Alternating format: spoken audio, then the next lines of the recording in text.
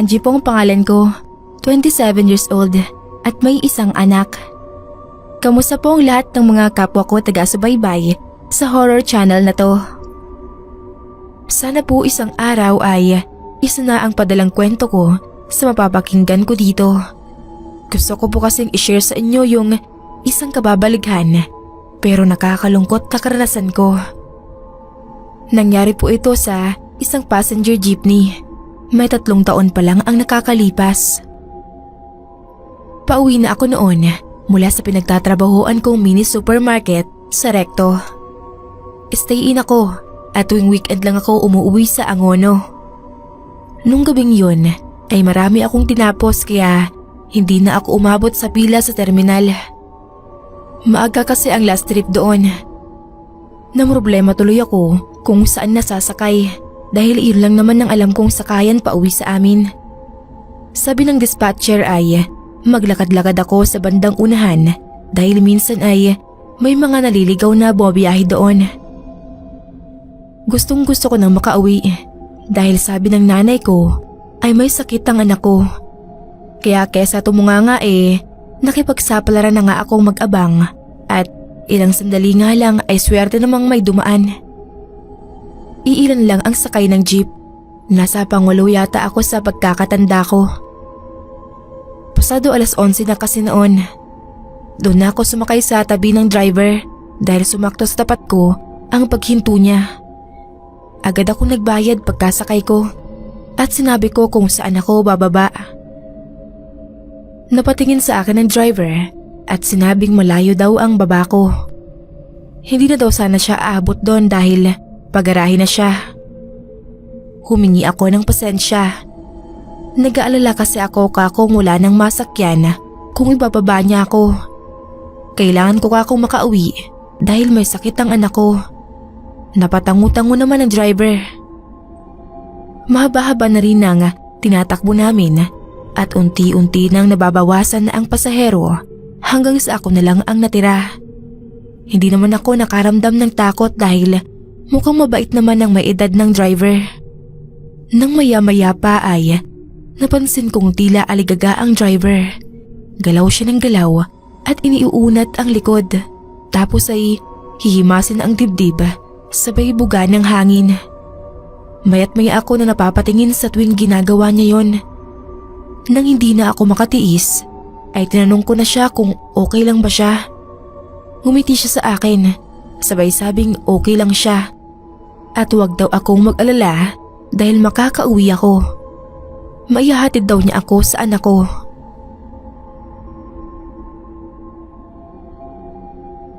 Nagpasalamat na lang ako at hindi na kumibo. Pero hindi ko maiwasang hindi mag-alala kasi maputla ang tingin ko sa kanya at parang may dinaramdam nga siya. Sa isip ko, sakaling may madaanan pa kaming jeep na bumabiyahe, ay lilipat na lang ako para makagarahe na si Manong. Napapasulyap ako kay Manong at gusto ko sana uli siyang tanungin pero pinili ko na lang manahimik. Ewan ko, hindi ko alam kasi kung bakit parang biglang nag-iba ang pakiramdam ko. Parang bigla akong nakaramdam ng kakaibang lamig na hindi naman galing sa pumapaspas na hangin. Tapos walang tigil sa pananayo ang balahibo ko. Pero hindi ko na lang pinansin. Nagulat pa ako nang makita ko yung arko papasok sa subdivision namin kaya bigla akong napapara. Bago ako bumaba ay abot-abot ang pasasalamat at paghingi ko ng pasensya kay Manong driver dahil pinilit niyang maihatid ako. Sinabihan ko pa siya na mag-ingat. Sa pagkakataong iyon ay tumingin uli sa akin si Manong at ngumiti. Naglakad na ako papasok sa subdivision namin. Nasa bungad lang kasi yung bahay namin. Pero hindi pa ako nakakapasok nang makarinig ako ng tila pagkakaingay. Pagkalingon ko ay nakita kong pinagkakaguluhan ng ilang tao ang jeep na sinakyan ko na naroon pa rin. Napabalik ako at ganoon na lang ang pagkabigla ko nang makita kong inilalabas ng mga tao sa jeep ang wala ng buhay na driver. Ayon sa mga nakakita, napansin na lang daw nila yung jeep doon na nakatigil. Nung may lumapit sa gawin ng driver ay nakita ngang parang wala ng buhay. Pero ang mas kinawindang ko ay nung marinig ko yung sinabi nilang may ilang oras nang patay ang driver dahil matigas na ito at malamang inatake.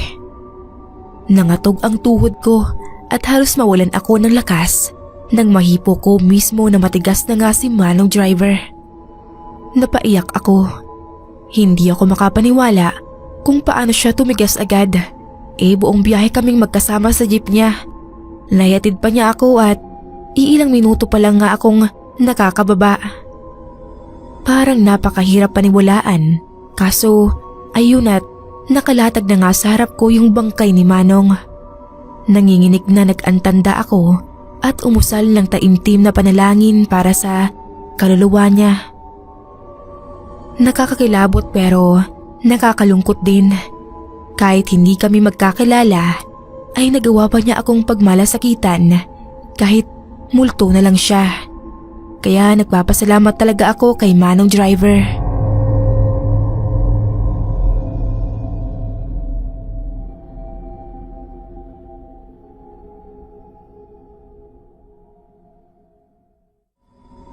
Ako po si Eloisa. Kumusta po kayo? Nagtatrabaho po ako sa Valenzuela bilang clerk at sa Malabon po ako nakatira. Mahilig po ako manood ng mga nakakatakot na palabas sa telebisyon. Pero hindi ko akalain na makaka-experience ako ng kababalighan sa totoong buhay. Pauwi na po ako noon galing sa trabaho, mga bandang 9:00 na ng gabi. Pinag-overtime kasi kami ng boss namin dahil may pinatapos na trabaho. Kadalasan kasi hanggang 5:00 lang ang uwian namin. Sa sinakyan kong jeep ay mga nasa 10 siguro kaming sakay nun. Pagkaupo ko ay nagbayad agad ako at nakaidlip saglit dahil na rin sa pagod siguro sa trabaho. Nang pagmulat ko ng mata ko ay konti na lang ang sakay, nagbabaan ng iba at nasa potrero na kami. Isang estudyante at isang matanda ang natirang pasahero at meron pa sa tabi ng driver. Umurong na rin ako sa dulo ng jeep malapit sa pintuan. Wala na kasing masyadong pasahero. Nang nasa potrero na kami ay bumaba na ang matandang babae. Kaya kami na lang ng estudyante ang natira sa likod ng jeep at isang nasa harapan. Medyo madilim sa dinadaanan namin sa potrero. Kunti lang ang ilaw sa poste. Maya-maya lang ay biglang nagsalita ang driver habang nakatingin sa front mirror niya. Sumigaw siya na parang may pinapababa dahil baka mahulog pa ang mga yon at sagutin pa niya. Nagtaka kami ng estudyanteng kaharap ko. Kaya nagtanong na siya kung bakit kami pinapababa ng driver. Pasigaw pa niyang tanong dito. At sinagot siya ng driver na hindi kami ang pinapababa niya, kundi ang mga bata daw na nakasabit sa estribo ng jeep. Napaisip ako kung may something ba ang driver dahil wala naman kaming nakikitang mga bata. Pero kinilabutan din ako dahil malapit ako sa pinto ng jeep. Kaya sinabi ko din sa driver na wala namang nakasabit na mga bata. At lumingon siya sa akin at napakamot sa ulo at pinilit niya pa rin na meron daw talagang 2 bata at isang binatilyo na sumabit kanina. Pero bumaba na rin nung sinita niya. Habang umaandar ang jeep ay nagtatalo kami ng driver sa nakita niyang mga bata. Nakalagpas na kami ng potrero noon nang bumaba na ang lalaki sa harapan ng jeep. Pero bago pa paandarin ulit ng driver ang jeep ay bigla na lang umuga ang sinasakyan naming jeep na parang may tumalon sa ibabaw ng jeep. Kaya minabuti kong bumaba na din kahit malayo pa ako sa bahay at sumunod na rin ang estudyante. Umandar na rin ang jeep palayo sa pwesto namin. Nagulat din ang lalaking nakasabay namin kanina. Bakit parang takot na takot kami at sinabi ko na nga ang nangyari. Maya-maya pa ay sinabi niya sa amin na yung mga bata at isang binatilyo na nakasabit sa estribo ng jeep ay nakita niya din kanina. Pero hindi daw mga normal na tao yon, kundi mga multo. Dahil yung binata ay durog ang muka pati kamay at puno ng dugo ang mga damit nila. Pero sa paningin ng driver ay normal silang tao. Hindi na lang daw siya nagsalita para hindi kami matakot. Para akong maiiyak sa takot nang sinabi ng lalaki yon. Kaya tinawagan ko na lang ang papa ko para magpasundo sa kanya. Nang nasa bahay na kami, ay hindi ko pa rin makalimutan ang nangyaring iyon. Kinuwento ko pa rin sa kasamahan ko ang nangyari. At sinabi niya sa akin na baka daw ang nagmumulto ng mga bata at binatilyo ay yung mga badyaw na nahulog sa jeep at nasa gasaan mga 1 buwan na ang nakalipas. Kasi may naranasan din daw ang ate niya nung nakaraan, katulad sa nangyari sa akin at parehong-pareho sa kwento ko.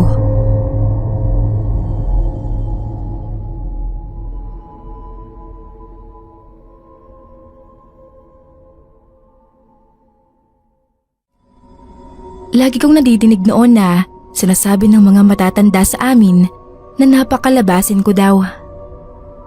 Hindi ko alam noon kung anong ibig sabihin nun. Basta ang alam ko, maliit pa lang ako madalas na akong makakita ng mga entity. Kahit hanggang ngayong malaki na ako. At isa sa mga karanasan ko na yan ang gusto kong i-share sa mga kagaya kong avid listeners dito. Hello, ako nga po pala si Kara. 2 years ago po nang mangyari sa loob ng jeep yung isa sa hindi ko makakalimutang experience ko. Mula sa trabaho ko sa Kabuyaw ay dumiretso ako sa Santa Rosa Med para palitan sa pagbabantay yung kapatid kong lalaki. Past 12 midnight na po nun. Sumakay ako ng jeep pa Balibago at since bakante yung upuan malapit sa pinto ng jeep doon ako kaagad na upo. Sinipat-sipat ko muna yung iilang mga kasakay ko nun. Ganon po yung nakasanayan ko.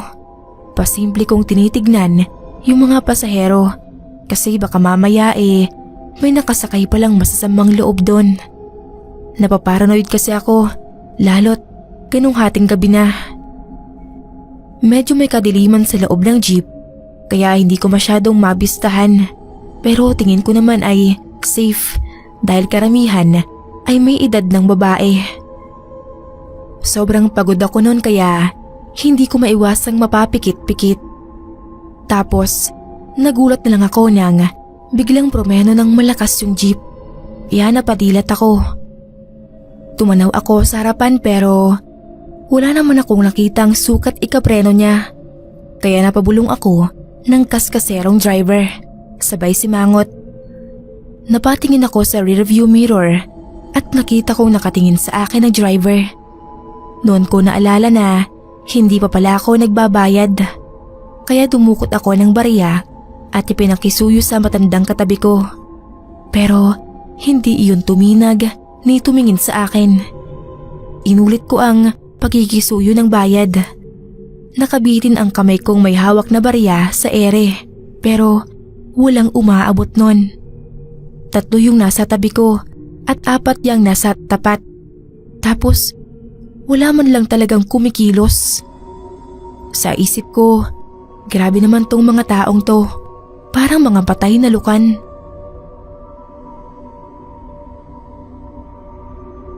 Yung driver, titig na titig lang sa akin sa salamin. Hindi man lang din sabihan yung pasahero niya na pakiabot na lang ang bayad ko. Isa pa din Noon siya nagbagal ng takbo at bahagyang lumingon sa akin. Sabi niya, bakit daw hindi na lang ako lumapit? Nagmamaneho daw siya, alangan namang pahabain niya ang kamay niya na parang si Elastic Man para lang abutin ang pamasahe ko. Nainis ako sa inasal ng driver dahil napakasungit at walang konsiderasyon kaya tinarayan ko din siya. Sabi ko na hindi ko naman sinabing pahabain niya ang kamay niya at abutin ang bayad ko. Malamang ka ko, doon ko pinapakiabot yun sa mga pasahero niyang manhid at walang pakialam. Tumawa ng nakakainsulto yung driver sa sinabi ko, kaya lalo akong nabuwisit Tinanong ko siya kung anong nakakatawa. Ang sagot niya sa akin, ang lakas daw ng trip ko. Na-high blood na talaga ako noon sa driver at sa mga pasaherong walang katinag-tinag. Mga manhid talaga. Bigla uling nagsalita yung driver at sinabing mabuti pang magbayad na ako at mahirap na daw, baka bigla ko siyang takbuhan. Sagot ko naman kung anong gusto niya, tumayo ako, umaandar ang jeep.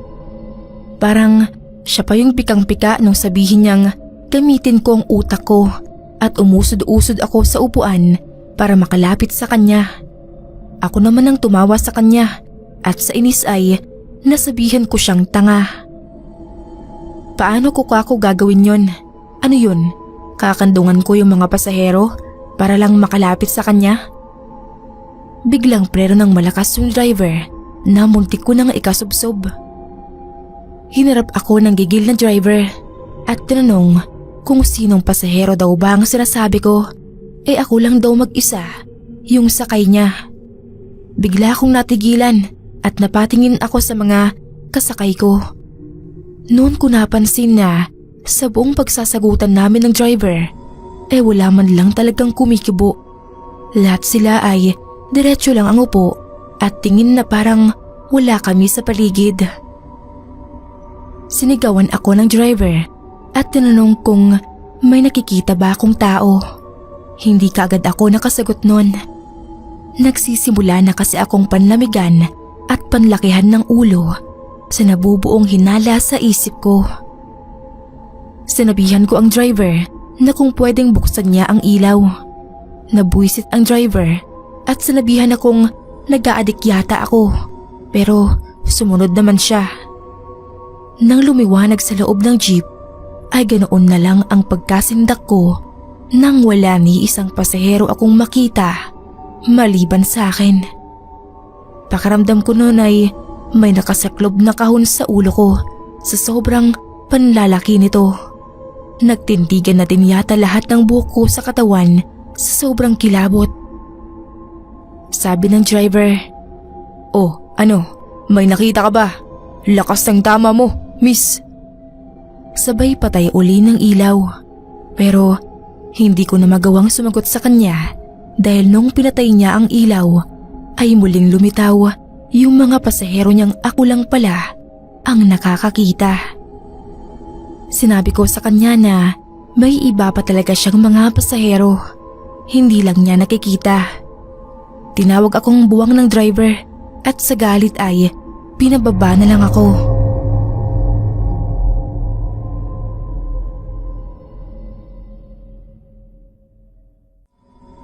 Hello po. Rizaan nga po pala ang pangalan ko. May gusto po akong ibahagi sa inyo na naging karanasan ko nung college pa lang ako. Alam ko din po na marami ang hindi maniniwala sa kwento ko pero gusto ko pa rin pong i-share. 17 years old po ako nang mabuksan ang third eye ko.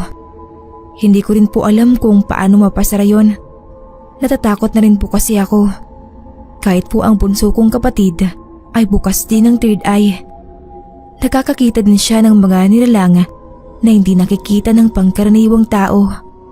Sabi ng mama ko ay nasa lahi daw namin ang mga nakabukas ang third eye dahil albularyo ang lolo ko na tatay ni mama na nakatira sa Antique.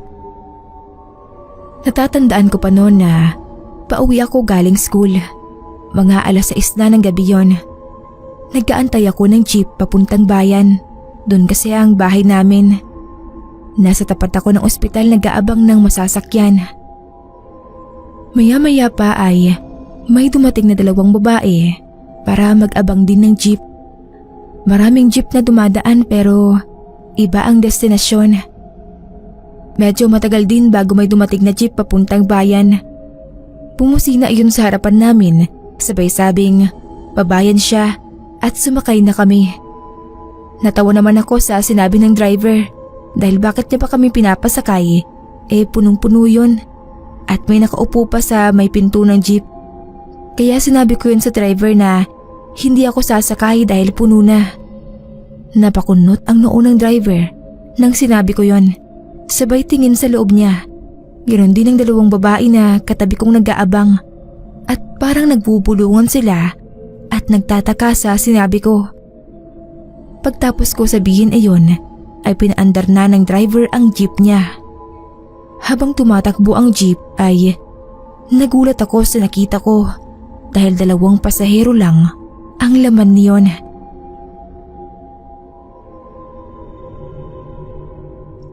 Hindi ko alam kung namamalikmata lang ako sa nakita kong mga pasahero sa loob ng jeep kanina. Pero kinilabutan ako dahil kitang-kita ko talaga na maraming sakay ang jeep. Hindi din naman malabo ang mata ko dahil huminto sa harapan namin ang jeep at nababasa ko pa din naman ang mga signboard ng jeep. Pati plate number nga. Dahil natakot din ako sa nakita ko, kaya nagmadali na akong umuwi at nag-tricycle na lang ako. Mahal kasi ang pamasahe papuntang bayan kapag nag-tricycle kaya nagtsatsaga na lang akong sumakay ng jeep papasok sa school. Pag uwi ko ng bahay ay kinuwento ko kina mama ang nangyari. Sinabi niya na baka nakabukas daw ang third eye ko kapag ganun na ako lang ang nakakakita. Ang mabuti kong gawin daw ay magdasal na lang at kontrahin ng masamang pangitain. Kinabukasan nang may mapanood kami sa balita, may nadisgrasya daw na jeep kagabi na papuntang bayan. Nang makita ko ang itsura ng jeep at ang plate number nito, ay kinilabutan ako dahil iyon ang jeep na huminto sa harapan ko kahapon. Tandang-tanda ko pa ang plate number nun. Patay daw ang lahat ng sakay, pati ang driver. Naiyak ako nang malaman ng balitang yon. Baka kung sakay ako ng jeep na yon, ay isa din ako sa namatay. Ang sabi ni mama, pwede din daw na iniligtas ako ng mga kaluluwang ligaw. Hindi lang isang beses nangyari sa akin ang kababalaghang ganon. Minsan pa din napapasok ako sa school, mga 7:00 ng umaga. Nung nakasakay ako sa jeep, ay nakita ko ang pasaherong lalaki na nakaupo sa unahan na walang ulo. Napapikit na lang ako dahil sa takot. Hindi ko naman alam ang gagawin ko ng oras na yun sa mga ganong pangitain. Nalaman ko na lang nang sinabi ko ulit sa mama ko na kailangan daw ay babatukan o di kaya ay sasakloban ng pulang tela ang nakitang walang ulo. Dahil kapag hindi ko ginawa ay mamamatay daw yon. Sa ngayon ay naghahanap na kami ng paraan para mapasara ang third eye. Dahil hindi ko na rin kinakaya minsan ang mga nakikita kong kababalaghan.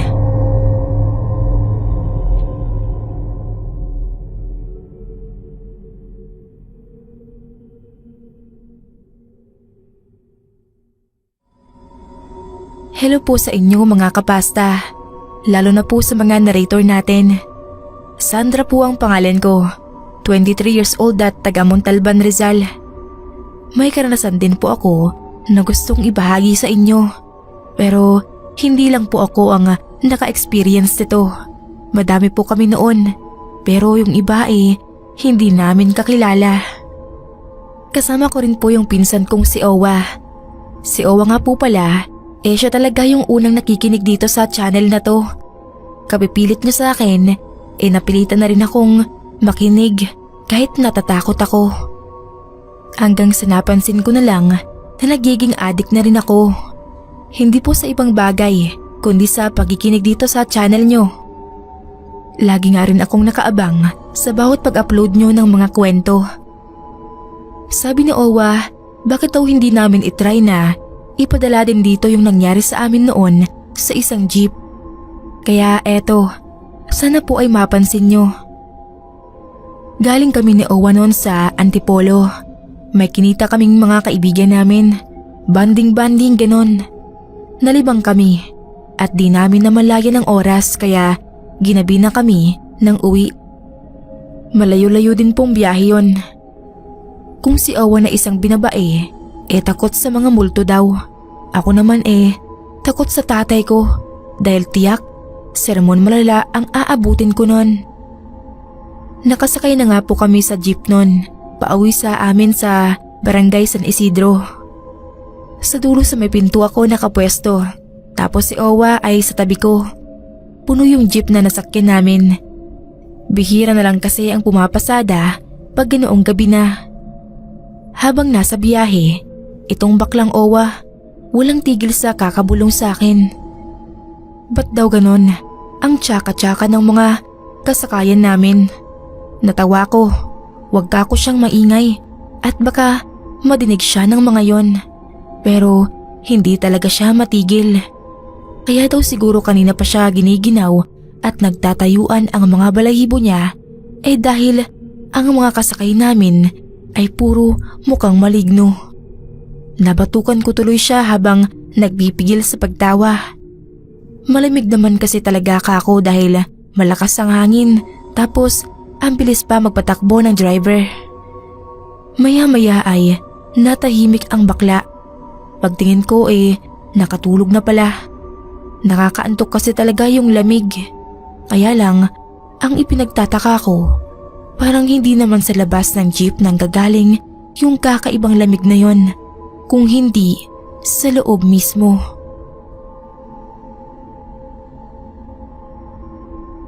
Napahalukip-kip na lang ako at pumikit.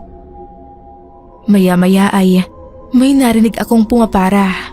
Boses babae yon. Pakaramdam ko ay nasa tabi lang namin ni Owa. Pero mahina sa pandinig ko yung boses niya. Parang nasa malayo na nag-e-echo at tinatangay ng hangin yung boses niya. Parang ganun po. At dahil nga mahina yung pagpara niya, hindi huminto yung driver. Kaya inulit niya. Hindi pa rin siya nadidinig ng driver. Naiinis na ako nun. Sa isip ko paano kaya siya madidinig ng driver? Boses ipis siya. Napakahina. Sa pangatlong pagpara niya na hindi pa rin siya pinansin ng driver, hindi na ako nakatiis at sumigaw na ako sa driver ng kuya para daw. Nakasabay ko pang sumigaw ng para maging yung iba pang mga pasahero at si Owa na hindi pala tulog at nabuisit na rin sa hina ng pagpara ng babae. Biglang hinto yung jeep. Muntik na kaming mapasubsob. Napalinga ako sa labas at nakita ko na nasa gitna na pala kami ng tulay ng Lovers. Wala namang bahay doon at ilog ang magkabila nun. Bakit kaya doon pumara? Ang dilim-dilim pa. Inabangan ko kung sino ang bababa at kung saan pupunta. Pero walang dumadaan sa harap ko para bumaba. Nagkatinginan kaming mga pasahero at tinignan ang kanya-kanyang katabi kung sino yung pumara at bababa. Pero wala ngang bumaba. Napalingon yung driver sa likod at tinatanong kami kung bumaba na raw ba yung pumara. Sabi namin ay wala namang bumaba. Napakamot sa ulo yung driver at pinagalitan kami. Bakit daw kami sabay-sabay na pumara kung wala naman palang bababa? Nagkagulo na ang mga pasahero sa pagsasabi na may pumara nga. Kaso sobrang hina ng boses niya kaya tinulungan naming pumara. Ang tanong lang, sino nga yung pumara? Bakit wala namang bumaba? Napatingin ako sa lalaking nasa tapat ko at tinanong ko kung may nakita ba siya. Kasi kaming dalawa lang yung nasa pinto. Pero wala nga daw.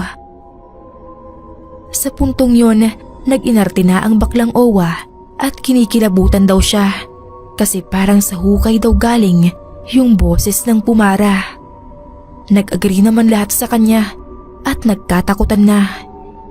Hindi ako nakakibu agad kasi ganoon din talaga yung dinig ko na parang hindi normal yung boses niya. At napansin ko rin na nawala yung kakaibang lamig na naramdaman namin. Yung driver, natakot din yata kaya biglang pinasibad ng mabilis yung jeep. Hanggang sa kinabukasan, hindi pa rin kami matigil ni Owa sa kakakwento tungkol sa babaeng pumara sa gitna ng tulay.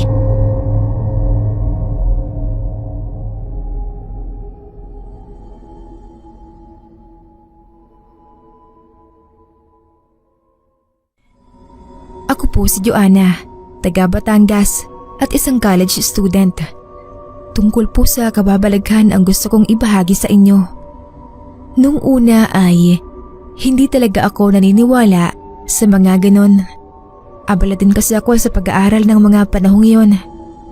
Huli ko na rin nalaman na meron pala akong third eye nang minsang may makasakayan akong matanda sa jeep.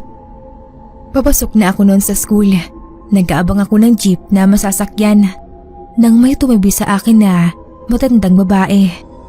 Nakaalampas siya ng itim at medyo may kapayatan. Hindi ko siya kilala sa pangalan pero palagi ko siyang nakakasabay sa pag-aabang ng jeep. Palagi din siyang nakangiti sa akin. Nang may dumating ng jeep ay pinauna ko na ang matandang sumakay. Medyo maluwag ang jeep noon dahil maaga pa. Sinabi ko din sa matanda na ako na ang magbabayad ng pumasahe niya.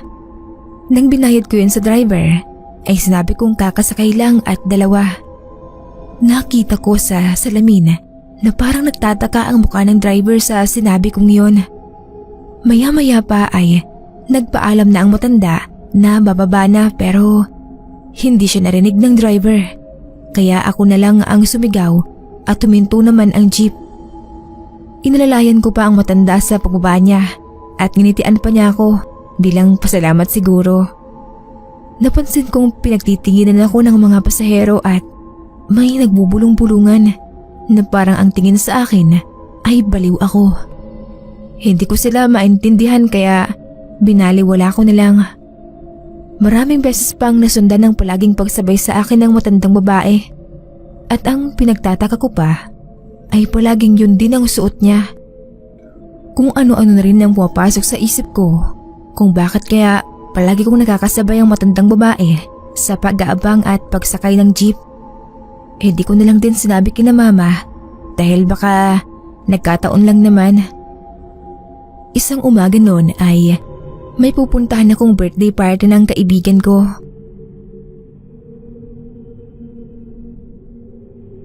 Habang nag-aabang ako ay lumapit na naman sa akin ang matandang babae.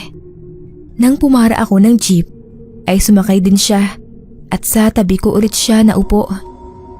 Hindi ko na sana siya papansinin kaso parang may hinahanap siya sa bag niya. Nang tinanong ko siya ay naiwanan daw niya ang wallet niya. Kaya ang sabi ko ay ako na ulit ang magbabayad. Nagtaka na naman ang driver ng jeep nang inabot ko ang bayad at sabay sabi kong dalawa. Napalingon din ang mga pasahero nang madinig nila yon. Sobra na ang pagtataka ko sa nangyayari. Sabay din kaming bumaba ng matanda at kahit medyo malayo na ang jeep ay nakatingin pa rin sa amin ang mga pasahero. Nung kinausap ko ang matanda, tinanong ko siya kung saan ba siya nagpupunta palagi at natitsyempo na nagkakasabay kami sa jeep. Medyo naluluha pa siyang sumagot na dinadalaw daw niya ang asawa niyang namatay mga 1 buwan na ang lumipas. Medyo maaga pa naman nun kaya sinamahan ko muna ang matanda para dalawin na rin ang asawa niya. Iniwan ko muna sandali ang matanda sa buntod ng asawa niya para lumabas at bumili ng kandila dahil wala siyang dala. Nang makabalik na ako ay nawala na doon ang matanda. Saglit lang naman akong bumili kaya itinanong ko yun sa babaeng nagtitirik din ng kandila sa katapat na puntod. Nagulat ako sa sinabi niya na wala naman daw akong kasamang matanda pagdating ko doon. Hindi ko na talaga alam ang nangyayari. Noong una sa jeep ay pinagtitinginan ako ng mga pasahero na parang may kausap akong multo kapag kausap ko ang matanda. Ngayon naman, pumasok kami ng sementeryo na kasama ko ang matanda pero wala naman akong kasama. Kaya umalis na lang ako dahil baka umuwi na siya. Baka di lang napansin nung pinagtanungan ko sa katapat na puntod. Kinabukasan nag-aabang ako ng jeep. Inaantay ko ang matanda na palagi kong nakakasabay pero hanggang sa makasakay ako ay hindi siya dumating. Kaya naisipan kong bumaba ng sementeryo. Baka sakali na nandoon siya. Pagpasok ko doon ay may nakita akong nililibing katabi ng puntod ng asawa ng matanda. Lumapit ako at tinanong ko kung sino ang nililibing. Sinagot naman ng babae na nanay daw niya habang hawak niya ang litrato nito na naka-frame. Nang inilapag niya iyon sa puntod ay kinilabutan ako sa nakita ko dahil siya ang matandang palagi kong nakakasabay sa jeep at kahapon lang ang huli. Imposible daw yun, sabi ng anak niya, dahil 10 araw na daw simula nang mamatay ang nanay niya. Namatay daw dahil sa aksidente ang sinasakyan niyang jeep papunta sa sementeryo. Palagi raw kasi yun dumadalaw sa tatay niya. Kinilabutan ako sa sinabi ng anak ng matanda at nasagot din ang mga tanong ko ng ilang araw.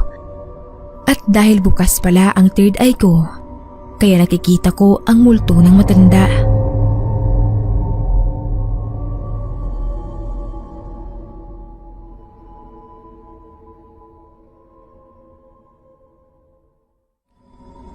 Ako po si Mara. Ang kwentong ibabahagi ko po sa inyo ay kwentong karanasan nung isang driver ni Papa na pinapamasada niya ng isa sa 2 jeep namin, si Mang Bodo. Ang totoo nagkabaliktad lang sila ng sitwasyon sa buhay. Dati din siyang operator ng jeep nung araw pero nalulong sa bisyo at naibenta ang pundar na sasakyan.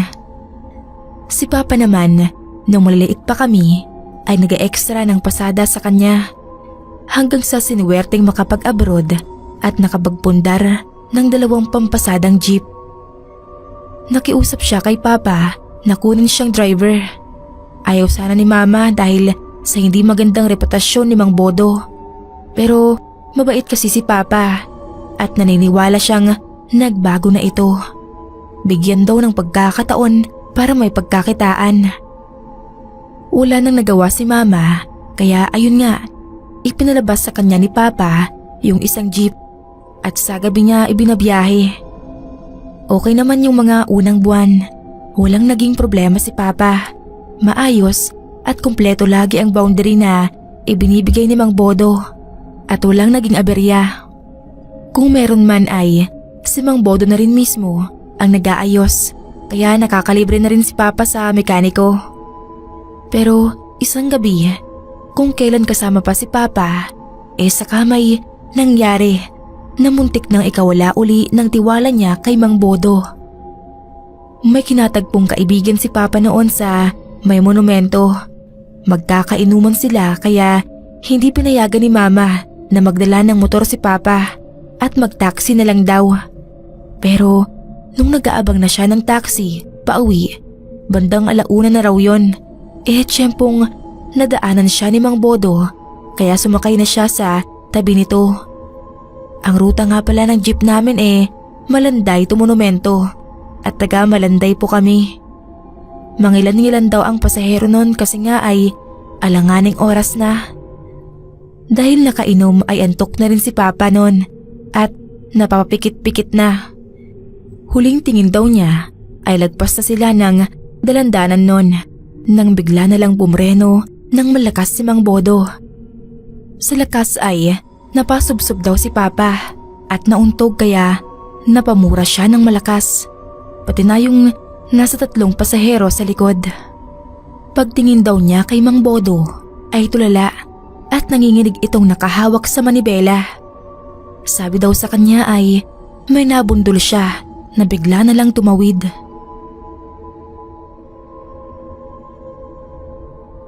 Nagulat daw si Papa at parang bigla siyang nahulasan sa klasingan. Buwaba siya agad ng jeep at tinignan ang nabundol ni Mang Bodo. Pero laking gulat niya nang wala naman siyang makitang tao sa harap ng jeep. Pinatodo niya ang headlights dahil madilim sa bahaging yon at mangilan-ngilan lang ang dumadaang sasakyan. Pinababa niya si Mang Bodo at sinabing wala namang tao doon. Sinilip nila ang ilalim ng jeep at nilibot ang paligid dahil baka humagis o napailaliman. Bumaba na rin yung pasahero nila at nakitingin pero wala ngang tao o kahit hayop doon. Kaya tinanong niya kung bakit nasabi ni Mang Bodo na may nabundol siya. Nagkakandautal naman yun sa pagpapaliwanag. May bigla nga daw tumawid, kaya bigla siyang nagpreno at kitang-kita niya nang bumangga iyon sa hood ng jeep. Ang kaso ay wala nga silang makita doon. Naiiling na pinabalik na niya sa manibela si Mang Bodo. Humingi din siya ng pasensya sa pasaherong naabala. Habang hinihimas ang ulong na bukulan, ay sinermonan niya si Mang Bodo na baka naman daw bumabalik na naman ito sa dating bisyo, kaya ganon. Pero tigas na pagtanggi nito at sinabing nagbago na daw talaga siya. Nakababa na yung 3 pasahero noon kaya silang 2 na lang daw sa jeep, pero hindi pa rin kumakalma si Mang Bodo. Nanginginig pa rin daw ang mga kamay nito at panay ang sulyap sa rearview mirror. Kaya napapasilip din si Papa. Tinanong niya kung anong sinisilip nito doon. Sabi ni Mang Bodo, yung babae daw kasi, hindi pa bumababa, malapit na sila. Paglingon ni Papa, wala naman siyang nakitang tao. Kaya sinabi niya dito na kanina pa bumaba yung 3 pasahero nila. Wala na silang sakay. Pero ipinilit daw ni Mang Bodo na may isa pang babae sa dulo. Lumingon daw si Mang Bodo doon at tinanong yung sinasabing pasahero kung saan ba bababa. Pero bigla na lang nanlaki ang mga mata at nagsisigaw si Mang Bodo. Kamuntik na naman daw siyang mapasubsob sa lakas ng pagpreno nito. Paghinto ng jeep ay bigla daw bumaba si Mang Bodo. Nagsisigaw at takot na nagtatakbo. Iniwan na siya doon. Nagulat talaga si Papa sa inasal niya. Siya na ang nagmaneho ng jeep pabalik sa garahe. Kinabukasan, pinuntahan niya si Mang Bodo at kinausap. Humingi ng pasensya si Mang Bodo at tatanggapin daw niya kung hindi na siya papayagan ni Papa na maglabas ng jeep. Pero pinaninindigan niyang totoong may nabundol siya. Nung nakahinto daw sila sa lugar na yon, ay napansin daw niyang may sumakay na babae. Iyon nga daw yung huling pasaherong sinasabi niya. Na nung lingunin niya para tanungin, ay biglang nagbago ang anyo. Nagmistulang bangkay na duguan, kaya siya natakot at napatakbo.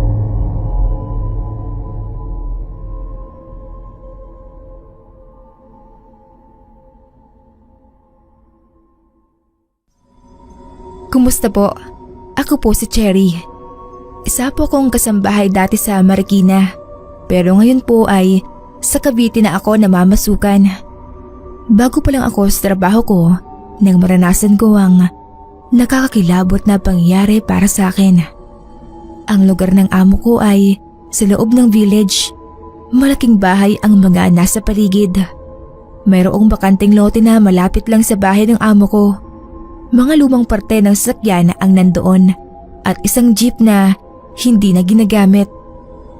Nadadaanan ko yun kapag inuutusan ako ng amo ko sa convenience store na nasa loob din ng village. Kapag talaga dumadaan ako doon ay hindi pwedeng tatayo ang mga balahibo ko. Hindi ko alam pero kinikilabutan talaga ako. Isang beses, ginabi ako ng uwi noon galing sa kapatid ko. Dahil day off ko naman, naglakad lang ako papasok ng village dahil wala ng tricycle na nakaparada sa kanto. Habang naglalakad ay pakanta-kanta pa ako. Nang malapit na ako sa bakanting lote, ay may nakita akong batang lalaki na patakbo-takbo doon. Nagtaka ako dahil mga 11:00 na ng gabi noon. Pero may bata pa rin naglalaro sa labas. Mahigpit sa village na yon. May curfew din para sa mga menor de edad. Tumakbo siya sa loob ng jeep. Nang lalapitan ko na siya para itanong kung saan nakatira doon sa village para maihatid ko na, ay bigla siyang nawala sa loob ng jeep. Kahit kitang-kita ko na pumasok siya doon, kaya bigla akong napaatras dahil biglang nanlaki ang ulo ko na parang may katabi akong kakaibang nilalang. Kaya nagmadali na akong lumabas ng bakanteng lote at tumakbo na lang pauwi sa bahay ng amo ko. Pilit ko nilang inaalis sa isip ko ang nakita kong yon. Baka guni-guni ko lang ang nakita kong bata.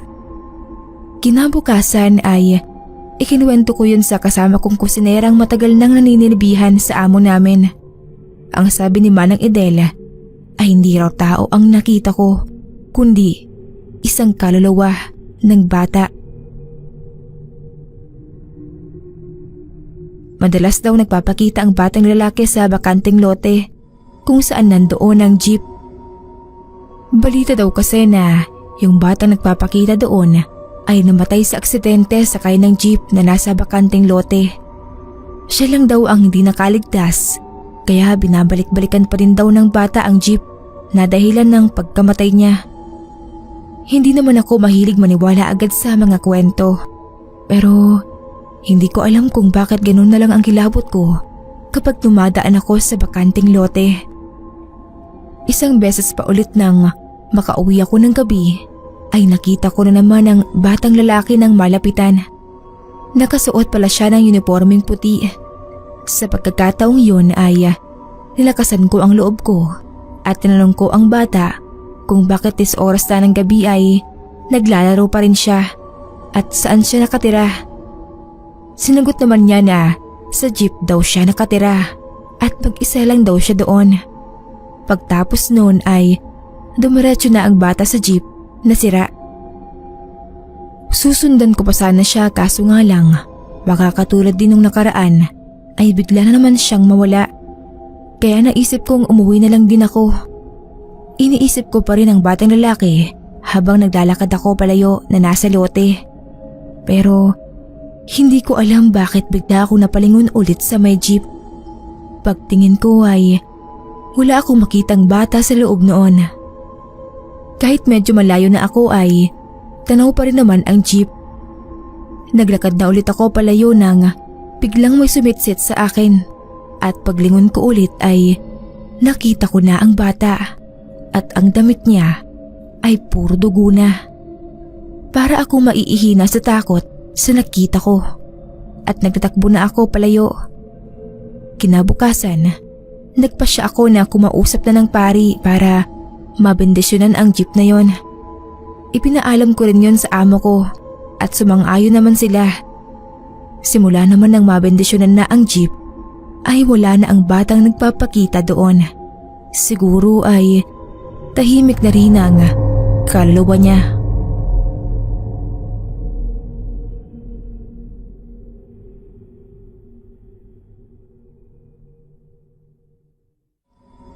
Ito pong ibabahagi ko po sa mga tagapakinig ay karanasan ng asawa kong si Lito na kinuwento niya lang sa akin. Nangyari daw po ito noong binata pa siya at hindi pa kami magkakilala. Ako po si Nonet na tubong Bicol. May asawa at 3 anak. Sa ngayon po ay nagmamaneho ng jeep ang mister ko. Hindi na po ito yung original na jeep na ipinamana sa kanya ng yumao niyang tatay. Ako naman po ay bantay sa maliit naming sari-sari store. 1998 pa nang mangyari yung karanasan niyang yon sa isa sa madilim na bahagi ng National Road ng Quezon Province. Yung jeep na yon ay salita nilang inilalabas ng tatay niya. Yung tatay niya sa araw at siya sa gabi. Pero dahil may edad na ay ipinaubayan na nito sa asawa ko ang pamamasada.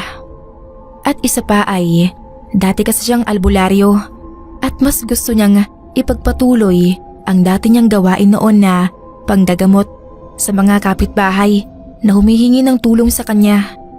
Kaya napunta na ng tuluyan kay Lito ang jeep. At iyon na ang naging kasakasama niya mula nang makilala niya ako hanggang sa ikasal kami. At bilang jeepney driver ay hindi na rin mabilang ang mga karanasan niya sa daan.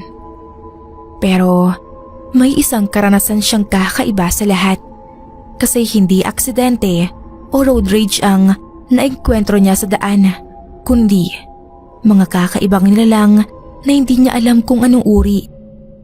Bumibiyahe daw siya ng gabi noon. Hindi pa man kagabihan, mga pasado 9:00 nga lang daw pero sa mga taga-probinsya ay gabi na yon. Kaya wala nang gaanong tao sa daan May ilan daw siyang sakay, siguro ay mga 7. Kasalukuyan nilang binabagtas ang malawak na kalsada nang bigla siyang maputukan ng gulong.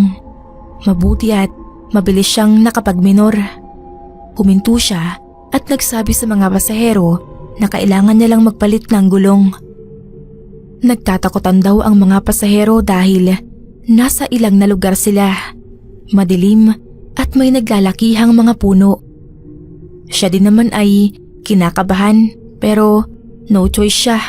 Kaysa naman daw matenga sila ng magdamag doon. Mabuti na lang din at lagi siyang may reserba at piyesa. Kaya mabilis din niyang naayos yon at muli na silang tumakbo. Hindi pa sila nakakalayo doon nang bigla naman silang makaamoy ng mabaho. Pamilyar sa kanya ang amoy na yon, amoy asupre. Naalala niya ang sinabi ng tatay niya na ganoon daw ang amoy ng mga demonyo o maligno at engkanto. Palinga-linga siya at sinubukang tuntunin ng ilong ang pinanggagalingan ng amoy. Hanggang sa mapatingin siya sa rearview mirror at may nakita siyang mapupulang pares ng mga mata na tila nagbabaga. Maiitim na tao ang nagmamay-ari ng mga matang yon na nakaupo sa bawat pagitan ng mga pasahero niya. Nasindak siya sa nakita kaya pabigla siyang lumingon at tama nga ang tingin niya. May iba pa siyang pasahero bukod sa mga normal na tao. Siyempre pang gulat at takot ang reaksyon niya kaya tinanong siya ng mga pasahero kung anong nangyari. Pero imbes na sumagot ay inihinto niya ang jeep at bumaba. Sa pagtataka naman ng mga pasahero, sigurado siyang hindi iyon nakikita ng mga pasahero niya at ayaw niyang magkagulo sila sa takot. Nagpalakad-lakad daw siya habang ipinapagpag ang mga kamay na nanginginig sa takot at kaba. Hindi daw niya alam kung anong gagawin niya. Wala siyang ideya kung paano itataboy ang mga nilalang na yon. Kahit albularyo ang tatay niya ay hindi naman niya inaaral ang mga gawain nito. Biglang pumasok sa isip niya na baka ang tatay niya ang makatulong sa kanya. Kaya nagpasya siya bago pa makapanakit ang mga maligno niyang pasahero. Nung tanungin siya uli ng mga naiirita niyang pasahero, ay humingi siya ng pasensya dito. Sinabi niya na humawak na lang ng mabuti ang mga ito pero huwag mag-alala dahil hindi niya hahayaang mapahamak sila. At bigla niya nang pinasibad ang jeep. Natakot at napamura sa kanya ang ilang pasahero pero hindi na lang niya pinansin. Gusto niyang makarating agad sa bayan at maibaba ang mga pasahero. Habang nagmamaneho ay maya't maya siyang nakatingin sa salamin.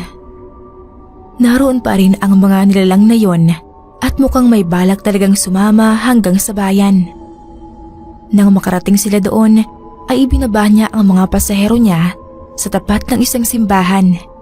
Galit na galit sa kanya ang mga iyon pero hindi na niya pinansin. Naiwan pa sa loob ang mga kakaibang nilalang na yon na hindi niya alam kung anong balak. Ilang hakbang lang mula sa simbahan ng bahay nila kaya iniwan na niya ang jeep doon at nagmamadaling umuwi para sunduin ang tatay niya.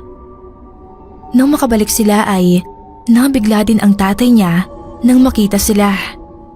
Agad nitong inumpisahan ang isang orasyon at maya-maya lang ay nakarinig sila ng nakakapangilabot na boses na tila dumadaing. Kasunod ang maitim na usok na pumuno sa loob ng jeep. Nang mawala ang mga usok ay nawala na rin ang mga kakaibang pasahero na sumama sa biyahe niya.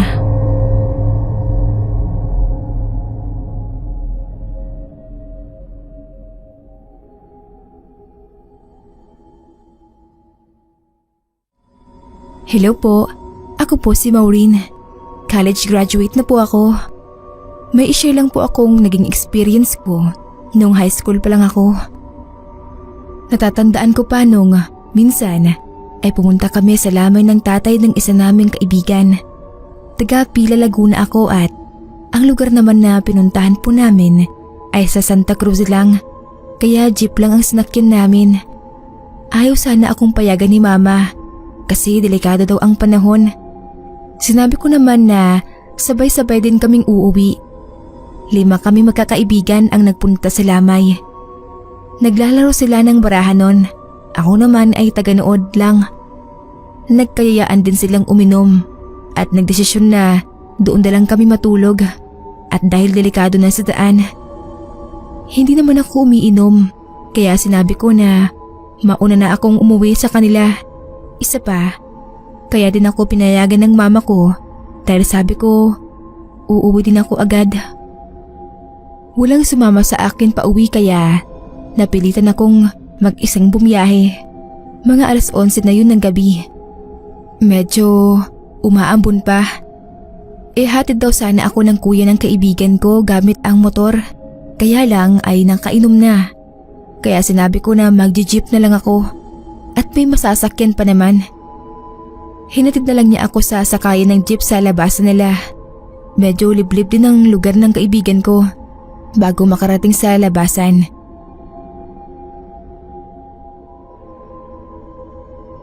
Hindi naman ako natagalan sa pag-aantay ng jeep dahil maya-maya lang ay may huminto na. Ang kaso, nasilip ko ang loob na walang ibang sakay kundi ako lang. Lumalakas na ang ambon noon kaya wala na akong nagawa kundi sumakay na rin dahil wala naman akong dalang payong. Habang bumabiyahe ang jeep ay napansin ko na nakatingin sa side mirror ang driver ng jeep. Medyo may edad na siya. Nang inabot ko ang bayad ko sa kanya ay hindi pa rin siya kumibo. Basta panay lang ang tingin niya sa akin. Kabisado ko naman ang dinaanan namin papunta kanina sa bahay ng kaibigan ko.